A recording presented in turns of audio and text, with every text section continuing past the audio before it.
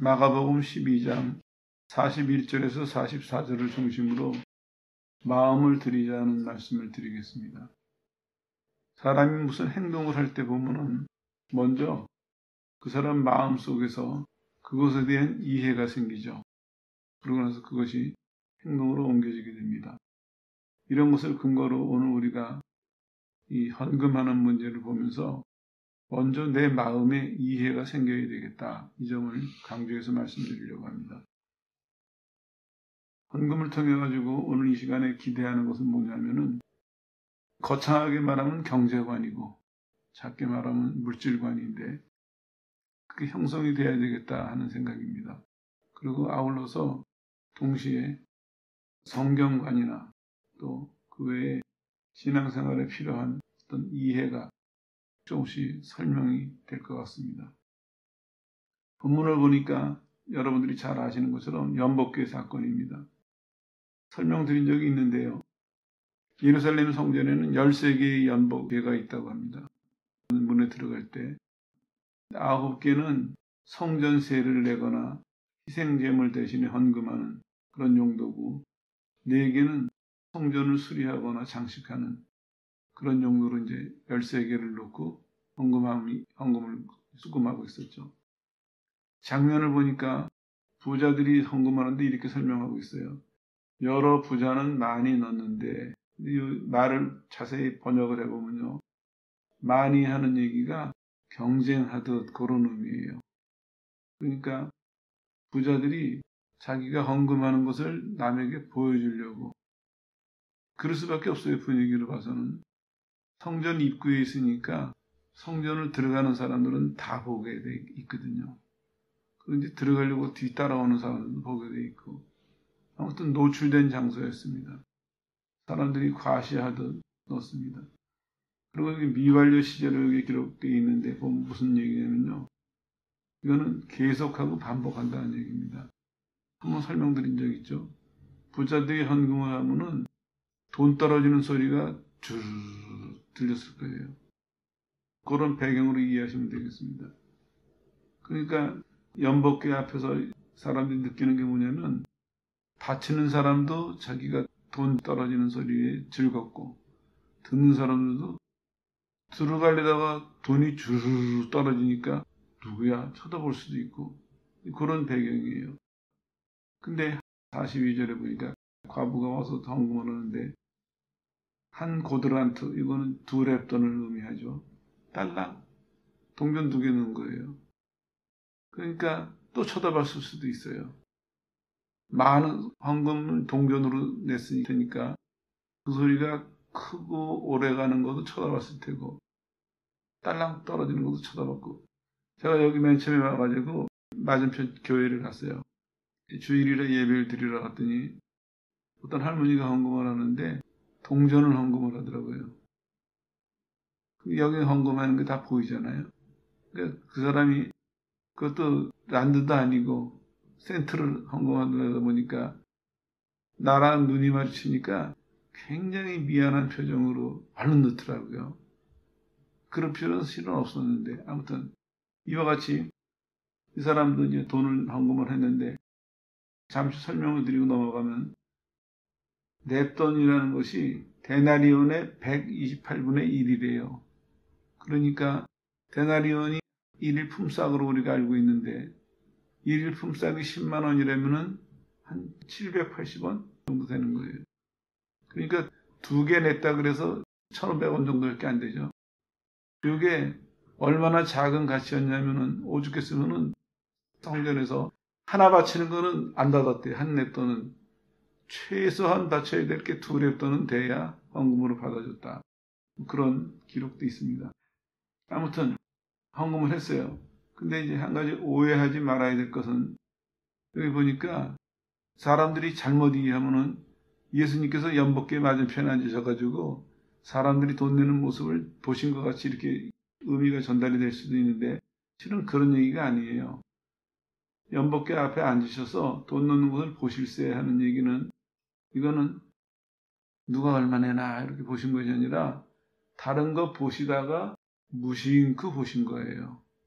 무심코 보셨는데 부자들은 그렇게 헌금하고 있었고 가난한 과부는 그렇게 헌금하고 있고 이런 장면입니다. 그리고 예수님이 평가를 하세요. 뭐냐면은 내가 진실로 너희에게 이르는데 가난한 과부가 모든 사람보다 많이 낫다. 왜 그러냐면은 부자들은 풍족한 가운데 돈이 흘러 넘치는 가운데 냈습니다. 근데 가난한 과부는 부차한 가운데 부족하거나 모자라는 상태에서 가진 것 전부를 냈거든요. 그리고 화폐 가치로 따진다면 이게 가난한 사람들의 최소한의 한 끼 식사에 들어가는 돈 그 정도래요. 근데 만약에 요거밖에 없었다면은 이 사람은 요거 바치고 못 먹는 거거든요. 그런 모습을 보신 것이죠. 근데 이 장면도 제자들마다 다릅니다. 마가는 장소에 초점을 맞췄는데 누가는 예수님의 시선에 초점을 맞춥니다. 그 사람들이 헌금하는 그 모습 통해서 그 사람들의 마음, 그걸 보시면서 오늘 제자들에게 가르치시기 시작하신 것이죠. 우리도 이걸 배경으로 몇 가지 생각해 보려고 합니다. 이 과부처럼 칭찬을 받으려면 어떻게 해야 되느냐? 아니면 다른 식으로 표현하면 하나님 보시기에 합당하게 헌금하려면 어떻게 해야 되느냐? 그런 점들을 생각해야 되겠죠. 첫 번째로는 그렇게 하려면 가르침을 이해해야 됩니다. 예수님께서 가르치고 다니실 때 사람들이 뭘 느꼈습니까? 요거부터 이제 오늘 좀 짚고 넘어가죠. 가르침하면은 대부분 우리가 생각하기에 내용을 생각하기 쉽거든요. 뭐라고 그러셨을까? 근데 성경은 다른 거를 얘기하고 있어요. 뭐냐면은 권세 있는 자와 같았다. 서기관과 같지 않았고 권세 있는 자와 같았다. 이게 이제 첫 번째로 중요한 것입니다. 우리가 신앙생활을 하면서 성경을 볼 때도 그렇고 기도할 때도 그렇고 설교를 들을 때도 그렇고 마찬가지입니다. 모든 것이든지 하나님에 대한 것에 대해서 듣거나 볼 때 그때 가져야 될 것이 뭐냐면 그 권위를 느껴야 돼요. 하나님의 권위를. 이게 이제 왜 중요하냐면요. 사람들이 지식 수준이 높아지다가 보니까 성경 공부들을 해요. 성경을 통해서 많은 것을 이제 깨닫게 되고 많은 정보를 얻게 되죠. 차이가 뭐냐면은 이거를 그냥 정보로 생각한다면 이 내용을 내가 이해하고 받아들이고 기억하고 지키고 가르치고 전한다면은 그게 한 가지가 빠져 있어요. 뭐냐면은 하나님의 능력이 빠져 있어요. 물론 성경이니까 성경을 통해 가지고 올바르게 교육은 할 수 있을 거예요. 어느 것이 옳은 것이다. 어느 것이 틀린 것이다. 교육은 할 수 있을 거예요. 근데 한 가지 문제가 뭐냐면은 그 말씀을 듣는 사람들이 속이 변화되든지 이 사람들이 생활에서 그 말씀을 지키든지 그런 일들은 부족해요. 그게 왜 그러냐면은 이 사람들이 하나님의 말씀을 접할 때 듣거나 읽거나 어떻게 해서든지 하나님 말씀하고 만날 때 하나님의 권위를 못 느꼈기 때문이에요. 이게 중요합니다. 그리고 요거는 더 거슬러 올라가면은 맨 처음에 믿을 때 아니면 뭐 처음에 안 됐으면 중간이라도 깨달아야 되겠죠. 하나님 했을 때 내가 하나님에 대한 이해가 있어야 돼요. 앞서서도 말씀드렸죠. 사람이 어떤 행위를 한다 그러면 그 행위는 겉으로 드러나는 결과예요. 그 행위가 있기까지는 뭐가 있어야 되냐면 그것에 대한 그 사람의 이해가 있어야 돼요. 그건 속에서 일어나는 일이거든요. 그러니까 속에서 일어나는 일이니까 사람들이 모르는 거예요. 그러니까 교회에서도 이 긴 역사 속에서 좋아 보이고 잘해 보이니까 행위를 따라해요.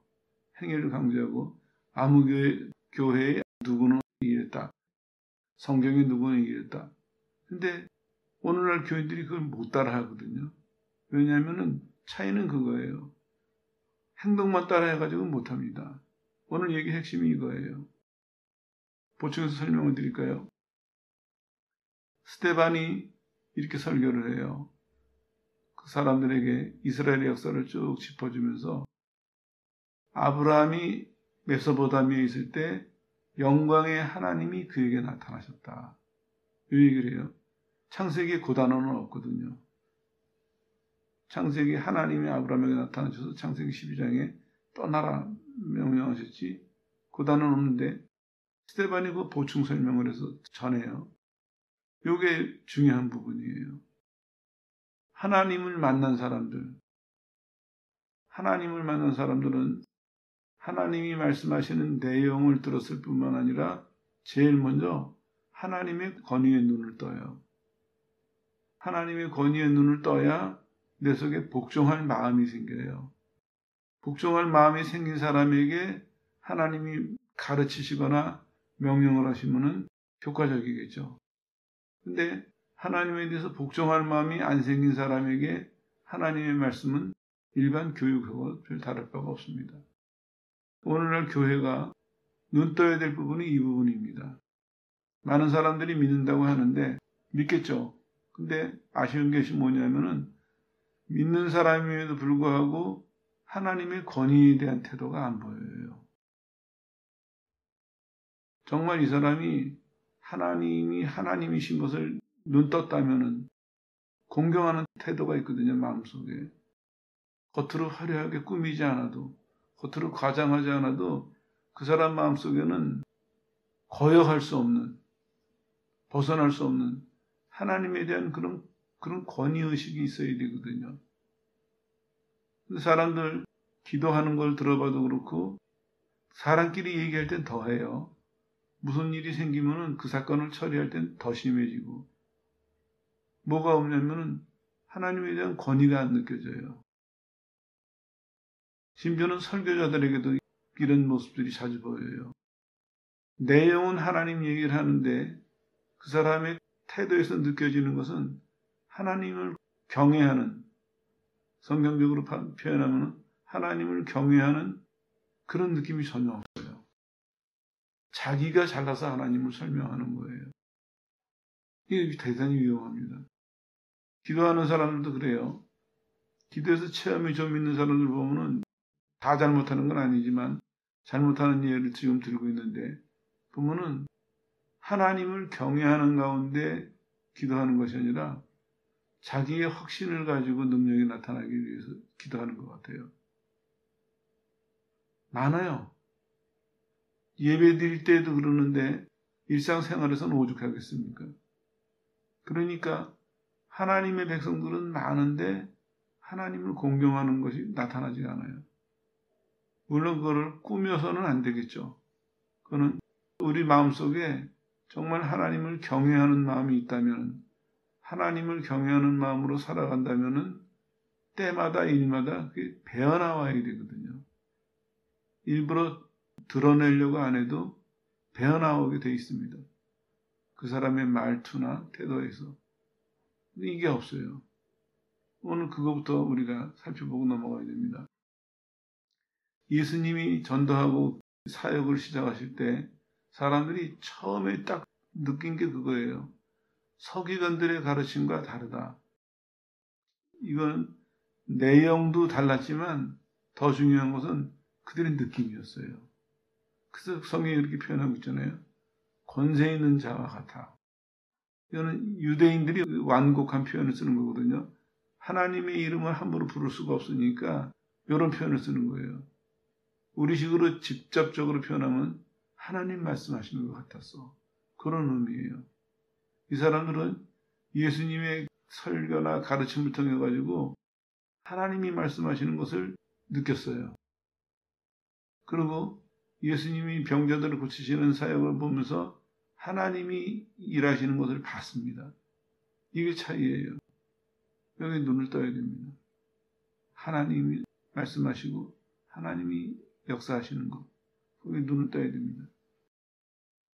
이게 이제 안 된다면은 어떤 문제가 벌어지냐면은 오늘 이 문제도 결국에는 행동만 배우는. 그러면 이제 어떤 결과가 오느냐. 다 드렸다는 데 주목하는 거예요. 가진 거 다. 예수님 말씀하시는 그 의미가 아니거든요. 크고 작은 게 문제가 아니에요. 예수님 그들의 마음을 보신 것입니다. 마음. 여러분들도 자신을 이 시간에 한번 깊이 돌아보십시오. 권세 있는 자와 같고 석양과 같지 않았다 하는 말씀을. 그래야 이제 뭐가 되냐면 두 번째로 전부를 맡기는 이 과부처럼 마음을 바치는 이런 행위가 나올 수가 있습니다. 그리고 내가 마음을 바친 사람은 내가 드리는 액수가 작아도 많아도 거기에 구애받지 않아요. 왜냐하면 많이 드릴 때도 전심이고 적은 액수를 드릴 때도 전심이니까 이게 구애받지가 않는 것이죠. 한 번은 신학생이 저한테 와서 그렇게 물어봤어요. 목사님, 전철 타고 다니면 구걸하는 사람이 많은데 한 몇 명이나 줘야 됩니까? 나도 형편이 어려운 신학생인데 안 주자니 좀 그렇고 1,000원씩 주면은 오래전 얘기입니다. 1,000원씩 주면은 많이 만나는 날은 자기 계획보다 돈이 더 많이 나가니까 몇 번까지 줘야 되나. 그래서 아침에 때 고민이 된다는 거예요. 오늘은 3명만 줄까? 근데 그 고민할 필요가 없어요. 왜냐하면 내가 하나님 앞에 마음을 드리고 살면은 그러면 많이 줄 수 있는 날은 그거로 좋고 오늘은 형편이 안 되니까 못 주는 날은 그거로 좋고 편안한데 마음을 드리는 것이 아니라 줘야 되는 행위에 관심이가 있으니까 그 행위를 안 하면 부담이 되는 거예요. 또 더 나가서는 그 행위를 하면서도 또 문제가 생기는 거예요. 내 형편에 이건 너무 과한데 이런 갈등이 생기는 거거든요. 다 이제 어디서부터 이유가 왔냐면 마음을 바치는 전부를 바치는 것은 못 배웠기 때문이고 더 거슬러 올라가면 하나님의 권위에 대해서 관계가 형성이 안 된 거예요. 그런 문제죠. 오늘 이것을 얘기하면서 꼭 정리하고 넘어가야 될 것이 하나님은 마음을 바치는 것을 가르치세요. 그래서 이스라엘의 예를 보세요. 이스라엘이 애굽에 있을 때 하나님이 10가지 재앙을 통해서 뭘 보여주셨어요? 하나님이 어떤 하나님이신 것을 보여주셨죠. 근데 제일 먼저 보여주신 것이 능력이 아니었어요. 아브라함에게 약속한 것을 지키시는 하나님, 하나님의 신실함과 사랑을 보여주셨어요. 나는 이런 하나님이다. 그러고 나서 하나님의 능력을 보여주셨어요. 너희가 애굽의 신들을 동경했느냐? 그건 별거 아니다. 능력을 행하셨거든요. 만약에 이스라엘이 제대로 받아들여서 하나님께 마음을 드리는 것을 훈련이 됐다면 광야 생활이 참 쉬웠을 거예요. 왜냐하면 내가 하나님께 마음을 들여놨으니까 광야에서 어떠한 일이 나를 기다리고 어떠한 일이 다가와도 마음이 하나님께 가 있으니까 그거를 하나님 원하시는 쪽으로 이해하고 하나님 원하시는 쪽으로 반응하는 것이 당연하겠죠. 근데 하나님께 마음을 안 드렸어요. 겉으로는 다 좋아했어요. 모세가 가가지고 하나님이 너희들을 해방시키러 나를 보내줬다 하니까 머릿속에 경배했다고 했어요. 바로가 조금만 더 핍박을 하니까 금방 원망했고 1년간 그 역사가 있은 다음에도 좋아가지고 나왔다가 딱 3일 갔어요. 홍해가 앞에 놓이니까 금방 원망했고 이 결국에 뭐냐면은 마음을 드리는데 눈을 못 떠서 그래요. 하나님은 하나님의 인격이죠. 하나님이 얼마나 신실하신가, 얼마나 사랑하시는가. 그걸 통해서 우리한테 너 나한테 마음을 바쳐라. 나를 신뢰해라. 난 믿을 만한 하나님 아니냐. 너희 조상 아브라함부터 약속한 것을 그 긴 세월이 지나서도 나는 잊지 않고 기억하고 있다가 난 너희들을 건져내지 않느냐. 하나님이 이 사람들이 마음을 열고 자기네들의 마음을 하나님께 드릴 만큼 충분히 은혜를 베푸시는데도 못했습니다. 그리고 동시에 내가 능력이 하나님이기 때문에 내 뜻이 행해진다면 아무도 거역할 수 없다 하는 이렇게 이 사람들이 정말 안심하고 마음을 다 바칠 수 있는 은혜를 베푸시는데도 못했어요. 그리고 이 얘기는 여기서 끝나지 않습니다. 광야에서 시행착오를 통해서 40년간 지났는데 또 못 배웠어요. 그 결과가 가나안 생활이 나타나는 거거든요. 애굽에서 못 배웠으면 광야에서라도 배웠을 텐데 광야에서도 못 배우니까 가나안 생활이 비참하게 된 것입니다. 하나님께서 주신 것을 또 도로 다 뺏겼어요. 뺏길 뿐만 아니라 쫓겨나서 다시 노예로 끌려갔습니다. 노예를 건져놨더니 잠시 좋아하다가 스스로 노예 생활로 또 들어가 버린 거예요. 이게 시사하는 바가 큽니다. 오늘날 많은 사람들이 예수님에 의해서 죄에서 자유를 얻었어요. 잠시 기뻐해요. 잠시 좋아하고. 근데 마음을 들이는 것을 못 배우니까, 안 받아들이니까, 이 생활을 따라가지 않으니까 그 다음에 어떻게 되면 다른 것의 노예가 돼서 살아요. 다른 것에. 그 중에 하나가 재물이에요. 그래서 예수님께서 말씀하고 계세요. 잘 아시는 구절이죠. 두 주인을 섬길 수 없다. 왜냐? 하나를 미워하고 하나를 사랑하게 되기 때문에. 그건 설명드렸죠. 하나님이 이 단어를 볼 때 그림처럼 선명하게 깨닫게 하시더라고요. 중히 여기고 하는 얘기가 내가 가운데 서서 귀중하게 이렇게 대하는 것이 아니라 마주보고 교제한다. 이렇게 해석하는 것이 더 유익해요. 하나님을 마주보고 교제하면은 재물은 내 등 뒤에가 있습니다. 근데 재물을 마주보고 교제하면은 하나님이 내 등 뒤에 계셔야 돼요. 원하지 않아도. 믿는 사람들의 고민이 뭡니까? 믿는데 재물에 대한 태도, 이게 고민거리예요. 대부분의 사람들은 믿는다고 하면서도 재물에 대한 욕심으로 가득 차 있어요. 더 많이 경쟁하듯이. 그리고 일부 경건하게 살려고 하는 사람들은 어떤 고민이 빠지냐면은 하나님과 재물 사이에서 늘 갈등하는 거예요. 사는데 돈이 필요해요. 근데 돈에 조금만 신경 쓰면은 그만 양심에 찔려요. 내가 하나님께 소홀하는 것 같아서. 믿는 사람이 이래도 되는 거야. 그리고 돈 쓰는 것도 그래요. 돈이 좀 생겼어요. 잠시 즐거워해요. 쓰다가 보면은 사람마다 차이는 있겠지만 어떤 사람은 요만큼까지는 아니지만 감사하게 써요. 근데 그거 이상 쓰려면은 부담이 돼요. 그러니까 하나님이 물질의 복을 주셔도 이 짐이에요, 이게. 받을 때는 감사합니다 했는데 막상 쓰다가 보니까 나를 즐겁게 하고 하나님을 영화롭게 하고 이게 아니라 쓰다가 보니까 잘못 써가지고 하나님께 죄송하게 되고 내 신앙에 손해를 보게 되거나 아주 나쁘게 된 경우죠. 그 정도까지는 아니더라도 쓰면서도 도대체 내가 한 끼 식사는 얼마짜리까지 먹을 수가 있는가? 그룹의 회장님은 얼마짜리? 사장님은 얼마짜리?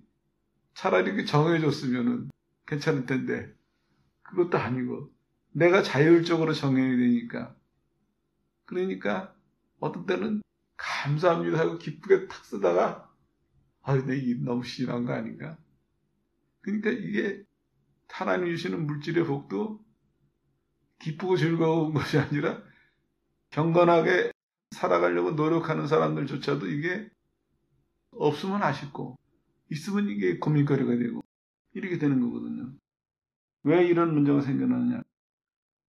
작게로는 재물관, 크게로는 경제관이 형성이 안 돼서 그래요. 그러니까 믿는다고 하면서도 생각과 행동이 돈의 노예가 돼서 사는 사람도 있고 그 중에 경건하게 살려고는 하지만 그러나 하나님께서 주신 재물이 즐거운 것이 아니라 부담거리예요. 포기하자니 아쉽고 또 이걸 가지고 쓰다 보니까 늘 갈등이 생기는 거예요. 늘 두렵기도 하고. 다 한 가지 이유입니다. 재물관이 형성이 안 됐습니다. 제자들도 마찬가지였어요. 지금 이 시기적으로 보면요. 고난주간 화요일에 해당하는 기사입니다. 이게. 예수님께서 십자가에 달리신 날이 곧 다가와요. 그런데도 아직 제자들이 재물관이 형성이 안 돼 있습니다. 그래서 예수님께서 오늘 이걸 가르치시면서 교훈도 하시고 자신의 희생으로 본을 보이세요. 하나님을 이렇게 섬기는 것이다. 하나님께 마음을 드리는 삶은 이런 것이다. 이렇게 보여주시는 것이죠. 말이 나온 김에 조금 더 보충해서 말씀을 드릴게요. 우리도 생활하면서 내 신앙생활이 안정되려면은 재물관이 형성이 되어야 돼요. 하나님께 대한. 다시 강조해서 말씀드리는데 그것에 대한 이해가 있어야 그만큼 행동을 할 수 있습니다. 그리고 그렇게 이해해서 행동으로 이어지는 것은 적어도 그 정도 수준을 유지할 수가 있습니다. 그리고 그 정도 수준을 유지하고 살아야 그거보다 조금 더 성숙한 삶을 살 수가 있거든요. 몇 가지 추가해서 말씀을 드릴게요. 신앙생활 하면서도 많은 사람들이 한동안 구원에 대해서 흔들려요. 믿는데. 나름대로 체험도 있고 나름대로는 믿는데 그건 왜냐하면 신앙관이 형성이 안 돼서 그래요. 신앙관이 형성이 안 됐으니까 작게로는 구원관이겠죠. 신앙관이 형성이 안 돼 있으니까 이런 설교를 들으면은 마음이 이쪽으로 기울고 저런 설교를 들으면 저쪽으로 기울어지는 거예요. 대표적인 예로서 믿으면 구원이다. 아, 자유다. 근데 한참 있다가 보니까 믿으면 행동을 해야지. 어휴, 큰일 났네. 이걸 왔다 갔다 하는 거예요. 그 신앙관의 형성의 문제입니다. 또 예를 든다면은 역사관도 필요해요. 제가 이렇게 말씀드리면은 공부에 부담을 갖는데 아니에요. 하나님을 바로 이해한다면, 성경을 바로 이해한다면 이게 다 형성이 돼요. 역사관이라는 것은 뭐냐면은 성경에 두 가지 역사를 보여주세요. 하나님의 역사가 진행되고 있고 인간의 역사가 병행되고 있어요. 이 두 개가 별것이 아니라 이 두 개가 연결을 하고 있어요. 하나님의 역사가 인간의 역사를 이끌어가는 것입니다. 왜 성경에 이방 왕들의 얘기가 자주 등장할까요? 물론 언론 보기는 이스라엘 백성과 관계되는 일이기 때문에 이방 왕들의 얘기가 기록이 됐어요. 조금만 더 넓게 보면은 하나님께서 그 사람들도 다스리시는 거예요. 성경에 기록된 이방 왕들은 그냥 왕들이 아니라 그 당시 그 시대를 통솔했던 그런 사람들이에요. 바벨론 다 마찬가지죠. 그런데 그 사람들이 큰 나라 권력을 가지고 세상을 통치하는 것 같지만 결국에 그 후에 누가 계셨어요? 그 사람들을 그 자리에 앉게 하시는 것, 쫓겨나게 하시는 것, 그 사람들이 거기서 있는 기간 동안 다 하나님의 허락하심 속에 있거든요. 눈을 떠야 돼요, 우리는. 하나님이 역사의 주인이시구나. 그러면 모든 역사는 하나님의 뜻대로 이루어지는구나. 모든 역사는 하나님의 뜻을 이루려고 해야 되는구나. 그러면 생각이 달라지겠죠. 살아가면서 어떠한 사상이 나와도, 어떠한 주장들이 나와도, 어떠한 운동과 움직임이 있어도 역사관이 분명하다면 아니야. 하나님이 역사의 주인이셔. 지금은 악이 득세하는 것 같지만 지금은 어떤 사상이, 어떤 주장이, 어떤 행동들이 득세하는 것 같지만 결국에는 하나님의 허락이 없이는 안 되는 일이고 결국에는 하나님이 궁극적으로 이 모든 것을 판결하시고 정리하실 것이다. 역사관이 분명하면요. 대하는 태도가 달라집니다. 참 안타까운 게 믿는 사람들마저도 시대정신이에요. 시대정신이 동떨어진 것이 아닙니다. 똑똑한 사람들이 시대정신 주장하는데 유식한 말 섞어가지고 한다고 그게 별거 아니에요. 시대정신은 하나님의 긴 역사관 속에서 이해해야 시대정신이 나오는 거예요. 사람들은 트렌드다, 시대정신이다 해가지고 뭔가를 주장을 해요. 뭔가를 선동을 해요, 사람들을. 근데 그러면 그 결과는 어떻게 되냐면 역사를 주관하시는 하나님의 그 인도하시고 하나님의 섭리를 벗어나는 거거든요. 근데도 우리는 유식한 사람 축에 속하려고 시대정신을 외치고 있다고요. 아니에요. 하나님이 통치하신다. 이게 시작이어야 돼요. 이게 기준이어야 됩니다. 이거 외에는 길이 없습니다. 이것에 반하는, 이것에 부족한 것은 다 배격해야 되거든요. 마찬가지예요. 한두 개만 더 해주면 인생관도 그래요. 정말 우리가 인생을 하나님의 다스리신 밑에서 인생을 이해한다면 직업을 구할 때 태도가 다를 거예요. 근데 믿는 사람들도 대부분 직업을 어떻게 구합니까? 가능성이 있어 보이는 전망이 좋은 직업, 서슴없이 골라요. 본인도 그렇고 자녀들의 진로를 결정할 때도 야, 어떤 직업이 괜찮을 거다. 하나님은 잊어버리는 거예요. 왜냐? 인생관이 형성이 안 돼서 그래요. 그리고 스스로 생각하기도 내가 행복하려면은 어떤 조건들이 있어야 되겠다. 이렇게 생각하는 거예요. 그러니까 그 조건을 찾아서 혹은 그 조건을 가지려고 그리고 인생을 거기다 바치는 거예요. 그게 아니거든요. 하나님 분명히 아담에게 너 내가 만든 세상은 네가 다스려라. 네가 관리해라 하셨어요. 그거는 우리 근본적으로 바뀌어야 돼요.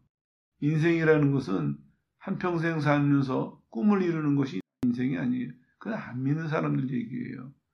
믿는 사람들은 인생이라는 것은 하나님이 나한테 관리하라고 맡겨주신 그 일, 그 분야, 그 분야에서도 그만큼 그거를 만족해야 돼요. 그 오죽해서 이런 시도 있어요. 흑인이 노예예요. 이른 아침부터 밤늦게까지 목화를 따는 노예예요. 365일 반복이에요. 언제 끝날지는 몰라요. 죽어야 끝나요. 그런데 들고 이 사람이 가서 목화를 따요. 왜 따냐? 하나님이 내게 주신 인생이니까. 노예제도, 자기의 형편과 환경, 자기를 혹사시키는 주인, 그게 중요하지 않았어요. 이 사람의 인생관에서는 하나님이 나한테 주신 삶이다. 그러니까 견뎠어요. 그 결과가 뭡니까? 노예 해방까지 갔어요. 그 사람이 힘을 길러서 해방한 것이 아니라 하나님이 미국 노예들을 해방시킬 사람을 세우신 거예요. 인생관이 바뀌어야 돼요. 왜 내가 바탕이 바뀌어야 된다는 걸 제가 강조하는 게 뭐냐면 신앙이고 우선은 신앙관이 형성이 돼야 되고 그 다음에는 역사를 보는 눈이 열려야 돼요. 어디? 하나님 편에서. 인생에 대해서 하나님 편에서 인생에 대한 눈이 열려야 돼요. 그런 맥락에서 본다면 오늘 재물관도 마찬가지입니다. 하나님 편에 서서 재물에 대한 이해가 있어야 됩니다. 그러면 아까 말씀드린 것처럼 얼마를 드리든지 어떻게 드리든지 그건 차후 문제입니다. 하나님께 마음을 드리는 걸 이해해야 돼요. 그 마음을 드리는 것은 하나님의 권위를 인정을 해야 되겠죠. 하나님의 권위를 알고 그 권위 앞에서 마음을 드리는 사람은 그 다음에는 재물을 드리는 것이 당연한 것이고 자연스러운 것입니다. 그 마찬가지예요. 구제하는 것도 하나님께 바치는 것도 그렇지만 구제하는 것도 우리는 내가 주축이 돼서 구제할 때도 많아요. 근데 하나님께 재물관이 형성된 사람은 하나님의 관점에서 헌금이나 구제나 다 하나님의 관점에서 하게 되는 것이죠. 그리고 하면 할수록 이 사람에게는 만족과 기쁨이 넘쳐요. 하나님 뜻을 순종하는 것이니까. 근데 우리는 거꾸로 배우고 있어요. 순종하라는 것은 늘 들어요. 강요받다시피 해요. 근데 순종할 준비가 안 돼 있어요. 순종하려고 마음속에서 준비가 안 돼 있으니까 순종하는 행위도 겉은 순종하는 행위인데 겉은 성경이 정한 대로 움직이는데 속이 준비가 안 돼 있으니까 그 행위도 어떤 사람은 너무 힘에 버겁거나 어떤 사람은 그걸 가지고 또 자기를 자랑을 하거나 자기 만족을 얻으려고 하거나 이상한 일들이 벌어지는 거예요. 매사에. 믿는 것도 돈 쓰는 것도 사는 것도 매사에 우리가 살아가는 인생 전체가 매사에 문제를 일으키거나 아니면 죄를 짓거나 아니면 불만족하거나 이렇게 벌어지는 겁니다. 그러니까 광야를 가는 이스라엘처럼 인생 내내 투덜거리고 사는 거예요, 우리가. 차이는 그겁니다. 왜? 이해가 없으니까 내 마음속에. 내 마음속에 하나님에 대한 이해로부터 내가 신앙과 삶을 어떻게 살아가야 될지가 준비가 안 돼 있으니까. 다시 강조해서 말씀드리는데요. 이거는 따로 이 과목을 배우라는 얘기가 아니라 이거는 하나님에 대한 신앙을 먼저 자리를 잡아야 됩니다. 신앙관이 형성이 되면은 그 신앙관 속에서 역사관의 눈을 뜨게 되고 인생관의 눈을 뜨게 되고 경제관의 눈을 뜨게 되고 그러면 세상에서 벌어지는 일들에 대해서 판단력이 생겨요. 왜? 기준이 있으니까 이 사람은. 하나님께 마음을 드리고 나서 하나님의 마음을 가지고 보니까 결국엔 하나님 편에 서서 본다는 얘기죠. 하나님 편에 서서 보니까 남이 못 보는 걸 보는 거예요. 다른 사람들은 다 사람 편에 서서 봐요. 그러니까 늘 두 가지 의견이에요. 더 많아질 수도 있고. 근데 하나님 편에 서서 보는 사람은 한쪽을 바라보니까 누가 봐도 한 가지 의견이에요. 목적이 같으니까 방법도 같아져요. 결과도 같아지고.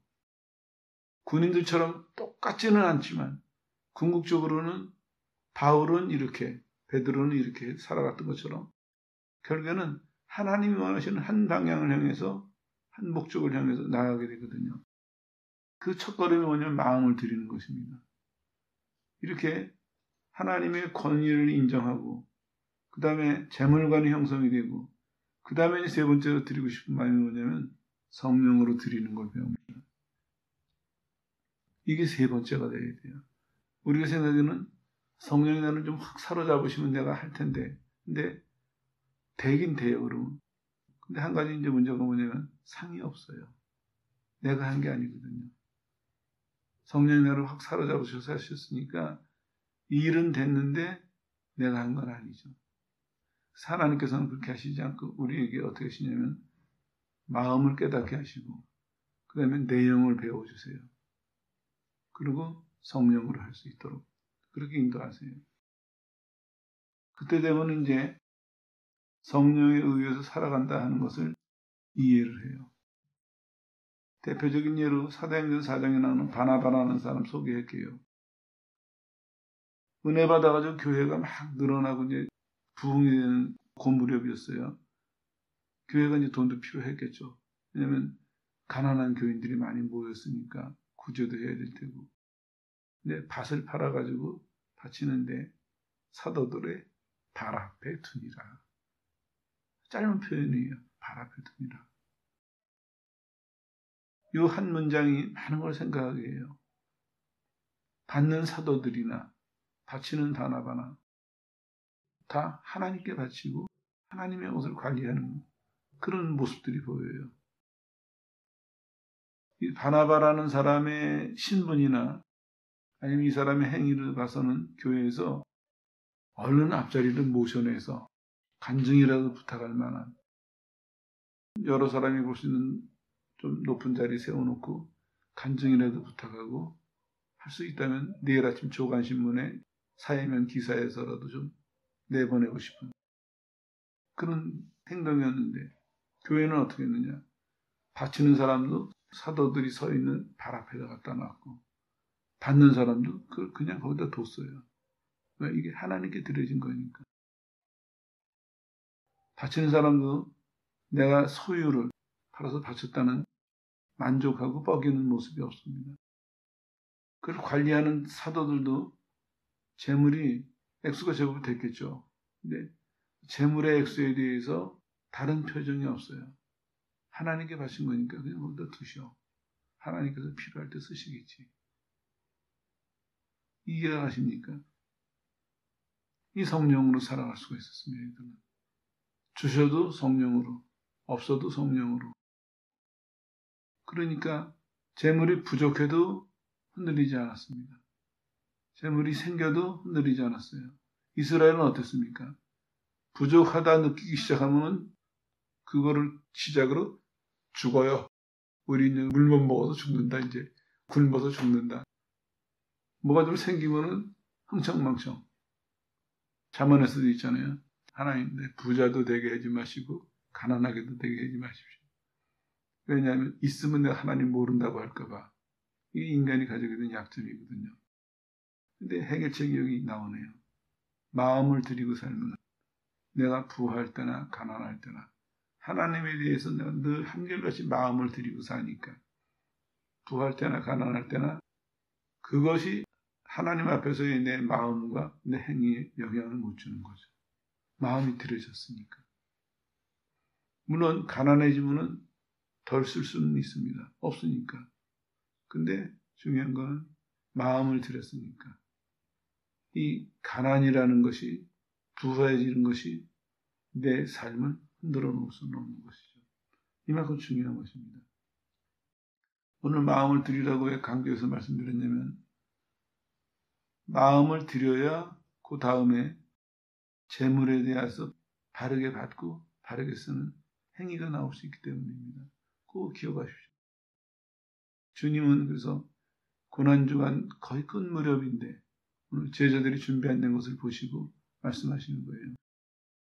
너희가 살아갈 때 마음을 들여라. 이건 어떻게 이제 훈련이 되느냐. 그 전도 훈련을 좀 파견해 보시잖아요. 참 놀랍죠. 전도하러 가는 사람들에게 생계에 필요한 것마저도 안 주셨어요. 그냥 지금 그 상태로 그냥 가라. 왜? 너희가 하나님께 마음을 드리고 살면은 앞으로 부할 때든지 가난할 때든지 하나님 앞에 동일한 태도로 살아갈 수 있기 때문에 그걸 먼저 배워라. 그걸 믿음으로 따라간다면은 너희는 하나님이 부하게 하셔도 가난하게 하셔도 너희의 본분을 지킬 수 있고 사명을 감당할 수 있다. 만약에 그것을 너희가 못한다면 본분과 사명은 감당 못한다. 그런 의미가 내포되어 있습니다. 거기에. 우리도 마찬가지입니다. 하나님 오늘 이런 사건을 통해서 우리에게 교훈하고 계세요.